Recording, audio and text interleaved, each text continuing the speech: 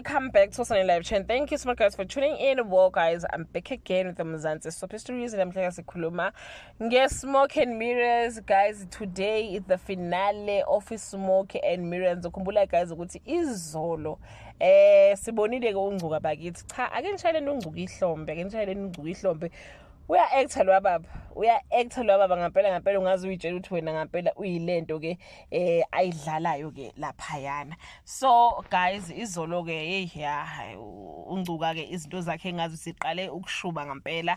Niyazi guys ukuthi ungcuka ke wanted to sacrifice uthandiswa kanye ke nengane for whatever reasons, because guys kudala ke emzingela. So izolo guys usisike kathandiswa belokhu ememeze njalo uthandiswa emvusa from the hypnosis la bemenze yona, emmemeze emtshela ukuthi akavuke alwe ingane yakhe kwathintini. Ugcine ke sememeza ke the spirit of uNomeva.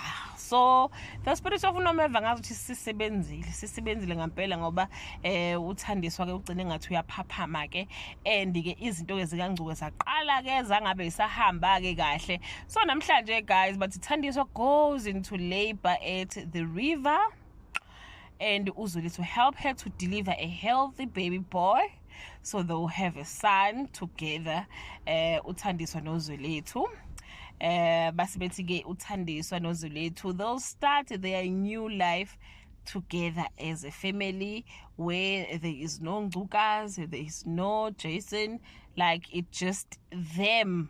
So I think it's a happy ending, guys. I think it's a happy ending because Ngcuka kudala bakithi bemosha and sebafe bonke leya trio yaNgcuka, iphoyisa kanye ke no Jason abasekho bonke emhlabeni, abasekho sekusele yena uNgcuka, and now uNgcuka bekade ethi uyasacrifice, so akuhambanga kahle. So I feel like bayirephe kahle, there is no ayikho into esele ngampela esingathi mhlawumbe besafuna ukubona ukuthi ke kwenzekalani, ubani uzothinthini.